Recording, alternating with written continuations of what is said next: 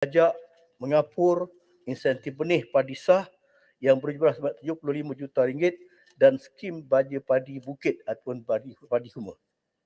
Mafi amat prihatin terhadap keluhan para pesawah terhadap kenaikan harga racun yang ketara di pasaran.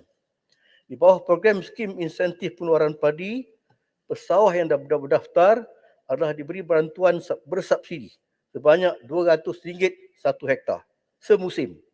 Kadar ini telah diguna pakai sejak SIPP diperkenalkan sejak tahun 2008 dan ianya dapat menampung pembelian sebanyak 4 botol racun pelbagai jenama untuk setiap hektar bermusim berdasarkan keperluan oleh pesawah.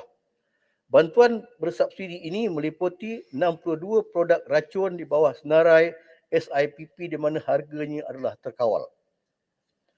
Kepada yang berhormat jempol, sebenarnya hanya seramai 200 orang tenaga penguruh asing yang menjadi sebagai pesawah di 7 kawasan AIDA yang telah kita kenal pasti. Dan dengan pengenalan program Smart Sawah berskala besar, kesemua syarikat pemaju ataupun peneraju akan diwajibkan untuk menggaji hanya tenaga kerja tempatan 100%. Mengenai variety padi pula, sebanyak 10 variety padi baru mengikut ekosistem spesifik seperti kemarau, air masin, kawasan hotspot penyakit dan juga perosak, variety padi wangi, variety tadahan hujan dan variety super turut akan dibangunkan dalam tempoh RMK12. YB6 pula ada menyebut cadangan menubuhkan satu dengan izin Rice Center of Excellence. Sebenarnya untuk maklumat yang berhormat, Mardi Seberang Perai adalah merupakan pusat kecemerlangan pendidikan dan inovasi padi Mardi. Sebanyak 52 variety padi telah dihasilkan di pusat ini, di samping teknologi-teknologi lain seperti pembajaan, pengurusan, perosak dan penyakit, mekanisasi dan juga pembangunan produk yang berasaskan beras. Mardi Seberang Perai telah menjalankan fungsi COE seperti menjalankan pendidikan padi di seluruh rantaian nilai bermula daripada sumber genetik, pembiakan, agronomi, pengurusan perosak dan juga penyakit, lepas tuai, mekanisasi dan juga otomasi. Keduanya untuk menjadi pusat khidmat rundingan berkaitan dengan teknologi padi kepada pesawah, agensi pengembangan, syarikat swasta dan entiti antarabangsa. Terusnya untuk mengeluarkan benih padi negara yang disingkirkan dengan MS 19 boleh sikit ISO mohon penjelasan 9000 hingga untuk 2015. Mafi sentiasa mengalu-alukan cadangan yang berhormat 6 berkenaan dengan penglibatan agensi zakat untuk nanti belum saya belum habis. Yang berhormat Timbalan Menteri. Yang melibatkan Saya nak tanya Yang Berhormat, ada dua orang tanya soalan. Yang Berhormat bagi jalan ke tidak? Tak boleh. Tak boleh. Saya belum habis lagi. Kita nak bagi. Tak bagi ya? Nanti sekejap. Timbalan Menteri sombong lah. Tak apalah. Silakan. Mafi sentiasa mengalu-alukan cadangan Yang Berhormat Sik berkenaan penglibatan agensi zakat untuk turut serta sebagai syarikat peneraju Smart SBB. Sebelum ini saya ingin nak sebutkan Yang Berhormat Farid ada sebutkan bahawa baru-baru ini Yang Amat Berhormat Perdana Menteri telah memperkenalkan satu lagi variety padi baru yang dipanggil IS21. Untuk maklumat ahli yang berhormat, bahawa IS21 ini adalah satu variety yang telah dihasilkan oleh MOSTI dalam penyidikan terbaru mereka yang mempergunakan sistem nuklear. Sebenarnya asal usul padi yang baru ini IS21 ini adalah daripada MR219 yang telah dihasilkan oleh Mardi. MR219 ini telah dirawat dengan menggunakan gamma ray oleh MOSTI dan telah terhasillah benih padi baru ni yang dipanggil IS21 sempena nama Yang Amat Berhormat Perdana Menteri kita Ismail Sabri tahun 21. Dan variety ini telah dikenal pasti oleh satu variety yang istimewa yang mempunyai keupayaan untuk stabil dalam semua persekitaran dan sesuai ditanam di tanah yang berbeza. Selain itu, variety ini rintang kepada penyakit-penyakit. Tidak berpenyakitlah. Yang berhormat, Okey, Dewan Timbalan Tinggi Menteri lagi. rehat dulu. Jemput. Nampak batuk-batuk tadi. Minum air tu. Jempol. Ya, Yang Berhormat. Tadi kan saya Sebelum dia sombong. orang tanya soalan, saya tanya. Maknanya siapa makan padi tu, dia makan Perdana Menteri lah. IS 21, beras. Hebat yang buat jempol. Pasti kata saya sombong. Silakan. Dia jempol, parit sekejap je. Okey, Sebab dia ada 20 minit. Ya. Boleh Sekejap, Okey, silakan. terima kasih. Sekejap je. Jempol Jangan je. bagi ceramah jempol. Tak bagi ceramah. Cuma tadi jawapan tak berapa clear. Dia kata sikit 200 orang saja pekerja asing. Sedangkan berita harian ada mengeluarkan warga asing jadi tauke padi dan beras. Dia didedahkan oleh pegawai ketua pengarah kawalan padi dan beras Kementerian Pertanian. Yang ini tidak boleh dipandang ringan. Ada dalam akhbar berita harian ni, Metro Harian. Dan saya dapati jawapan ni tak berapa memberansangkan saya. Sebab 200 orang ni telah pun menjadi toke. Jadi apakah MAFI akan berkolaborasi dengan agensi lain bagi menangani isu Bangladesh dan juga Rohingya ni menguasai sawah padi negara? Dan apakah Menteri bersetuju bahawa bayaran upahnya rendah menjadi faktor generasi muda tidak berminat untuk menguasai sawah padi? Jadi Terima kasih, ini Yang Menteri Berhormat. tak jawab tadi. Ke atas Menteri. keprihatinan. Untuk Speaker. maklumatkan Berhormat, memang Sekejap. kita berpindah cukup Biar dia serius jawab dulu. Silakan. dengan penyertaan warga asing dalam sawah padi ini.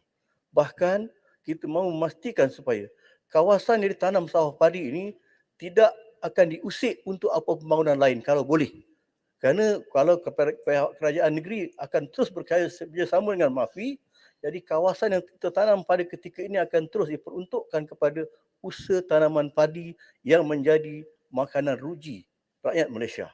Jadi dengan penyertaan ataupun penglibatan warga asing ini, kita pandang cukup serius dan telah pun kita laporkan pada pihak berwajib dan kita dapati ada di kalangan mereka pada ketika ini bukan saja menanam padi, bahkan telah mengubah tanaman kepada sayur yang lebih menguntungkan. Ini sebab yang kita takuti sekali.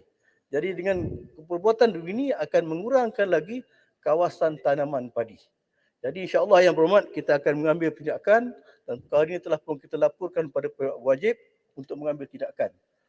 Dalam masa yang sama, Pontian. Timbalan dan Menteri. yang sama pada ketika ini, Speaker, mohon padi ini sikit. menghadapi kekangan kerana ianya disertai oleh yang pertama dengan izin aging farmers dan tidak dapat menarik minat petani-petani muda untuk menyertai. Tapi saya yakin apabila kita memperkenalkan skim Smart Sawah Berskala Besar, kita akan membuat satu ketetapan 100% pekerja adalah warga tempatan, tidak ada warga asing. Dan ianya akan disertai oleh pihak swasta bersama-sama dengan tuan tanah. Seterusnya Tuan Yang Ketua, Boleh mohon celahan. Speaker, Beberapa ahli- sikit Mohon Menteri. mohon celahan sikit. Boleh? saya ada masa yang sedikit sekali. Biar dia buat keputusan. Mana Yang Berhormat Menteri? Ya, pasal smart sawah tadi. Farid. Sikit okey. Farid. Okey, terima kasih. Terima kasih. Tahniahlah saya ucapkan kepada Timbalan Menteri dan juga kementerian yang telah pun mengambil inisiatif khususnya benih padi baru.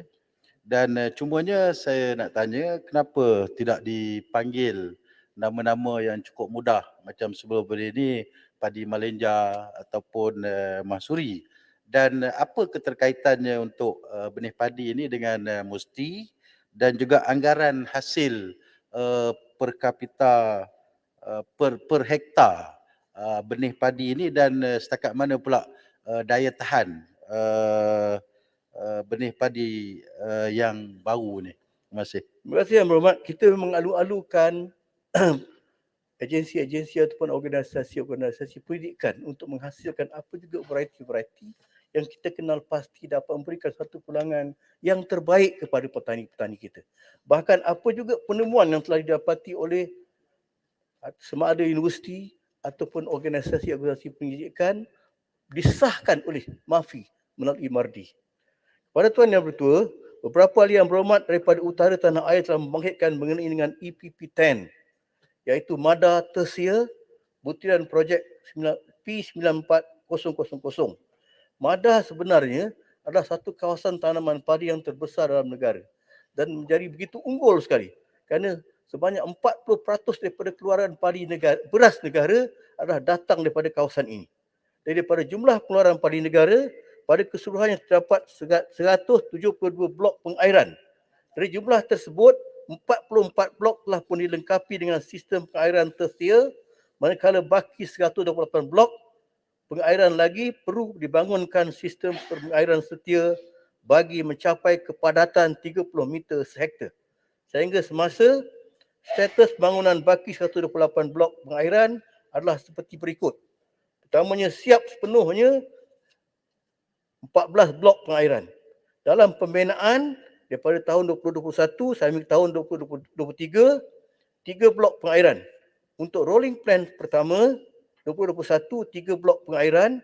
Untuk peruntukan rolling plan 2, 2022, 4 blok pengairan.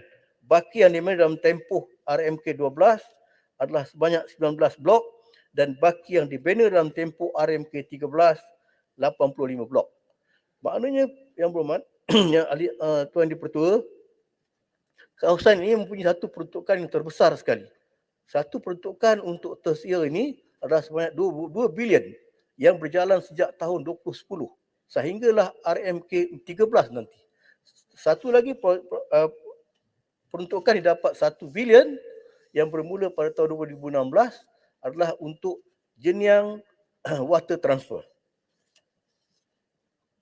Yang terusnya, manakala program pembangunan Boleh minta air celahan sikit, butiran Yang telah Berhormat. dirancang untuk tahun 2022 Yang Berhormat. untuk projek-projek pembangunan yang telah diluluskan melibatkan 3 projek di Perak, 1 projek di Pulau Pinang, 1 projek di Kedah dan salah satunya adalah pembinaan skim pembinaan air jenjang yang saya sebut tadi yang berjumlah sebanyak total dia adalah sebanyak melebihi 1 bilion.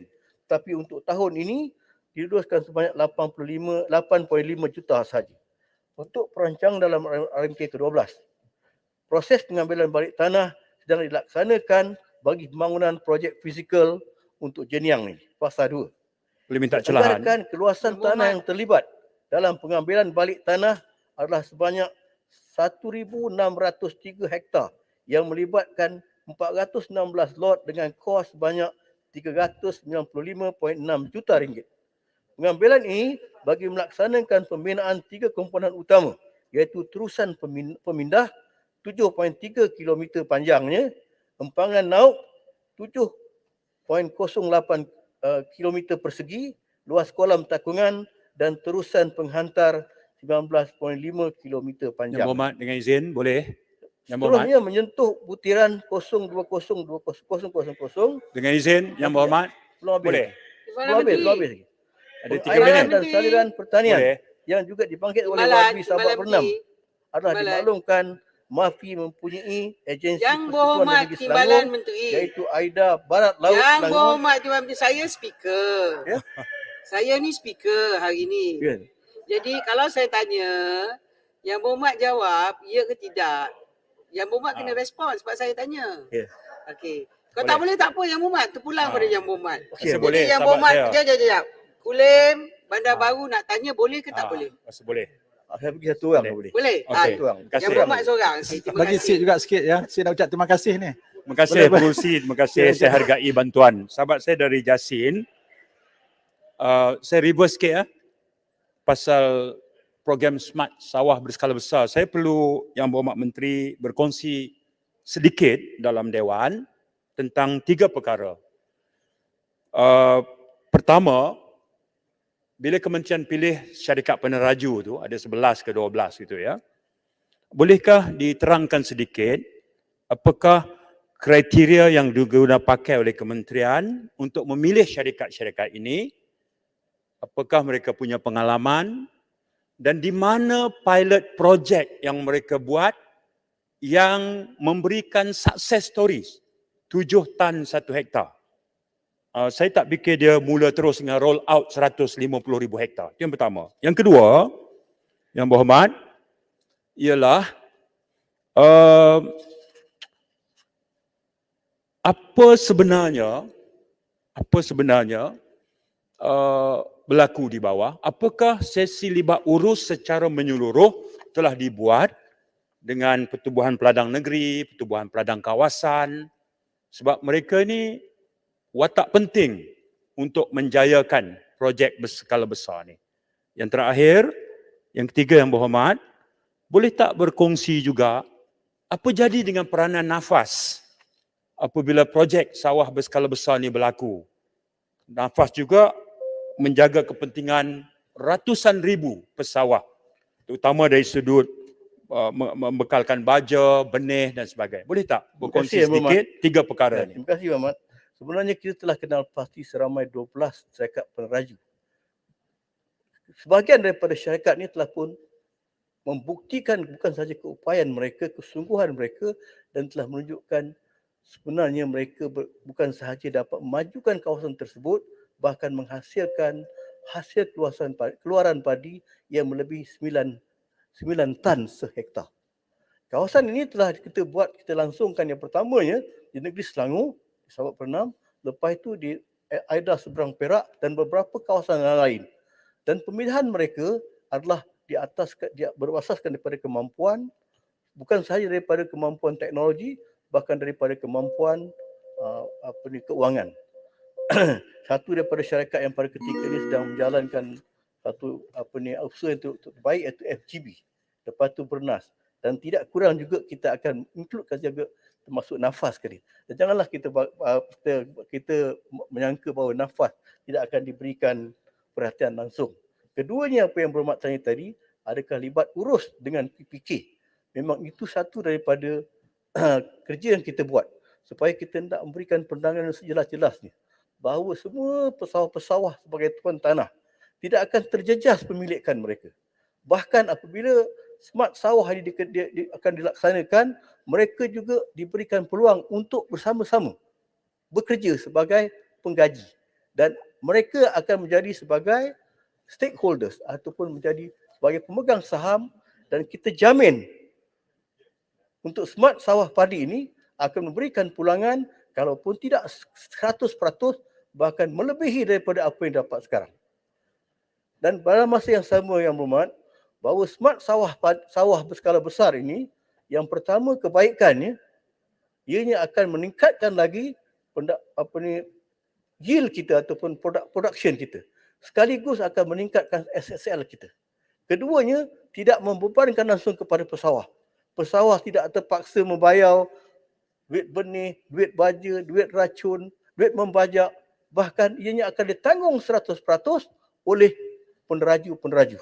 Sikit lagi celahan ringkas yang berhormat. Saya tak dapat. Kalau keupayaan syarikat peneraju itu hebat dari segi dana, kejayaan, pengalaman, kenapa tidak mereka ni diminta mengusahakan tanah sawah terbiar atau kawasan tanah sawah yang hasilnya rendah? Kenapa mesti mereka diberikan kawasan sedia ada? Okey, Yang Berhormat, terima kasih. Bukan sahaja kawasan Batimada ataupun Kada yang menjadi kawasan utama kita. Bahkan mereka juga akan memajukan kawasan Aida seluruh negara dan juga kawasan luar daripada Jelapang atau luar daripada Aida, termasuk kawasan negeri Melaka. Saya pun nak jemput mereka untuk bersama. Kerana kita nak lihat bahawa sekurang-kurangnya pesawah-pesawah kita akan mendapat pulangan yang setimpal. Dan dalam masa yang sama, kita nak majukan kawasan-kawasan yang menjadi sebenarnya pembekal makanan uruji kita pada negara. Dan smart sawah ini bukan saja telah mendapat sambutan yang cukup hebat daripada pesawah-pesawah dan untuk maklumat yang hormat, semua kerajaan-kerajaan negeri telah membuat jemputan kepada MAFI untuk mengusahakan dalam negeri-negeri mereka. Dan berhormat, boleh lagi saya bersambung? Saya lagi 3 minit. Saya ada lagi 2 kementerian. Ada 2 kemudian.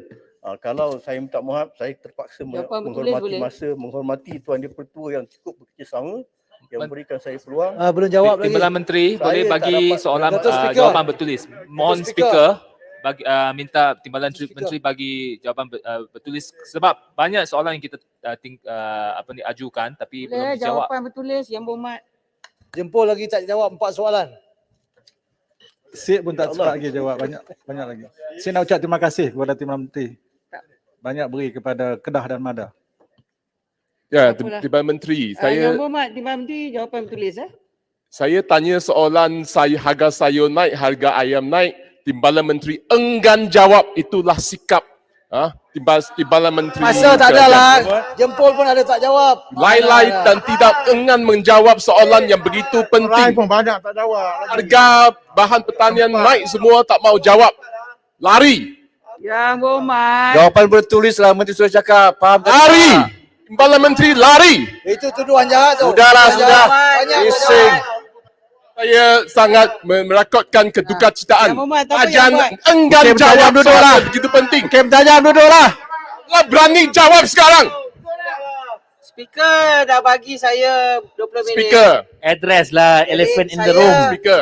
Saya minta Yang Berhormat Menteri jawab sebab arahan daripada speaker dalam masa 5 hari jawapan perlu diberi kepada mereka secara bertulis. Boleh Pak?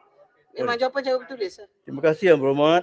Jangan hendaknya mendakwa Maknanya saya lari maknanya daripada Yang Berhormat Menteri tanggungjawab. jawapan Saya secara berdiri bertulis. di sini mewakili kementerian yang bertanggungjawab untuk memastikan supaya bekalan makanan sentiasa mencukupi. Dengar tu Hakim Makanan tajam. berkualiti. Tetapi Cukup dan tidak mampu bertanggung nilai jawab yang atas beli. harga bahan Sudahlah, pertanian. duduk. Macam mana saya nak Hanya cakap? Setuju Menteri jawab bertulis saja. Saya pun banyak soalan tapi tak dijawab. Jawab Hanya tulis. harus Tulis. Okey, terima kasih. Masalahnya ialah, terima kasih Yang Berhormat Menteri. Masalahnya ialah bahawa wang sejumlah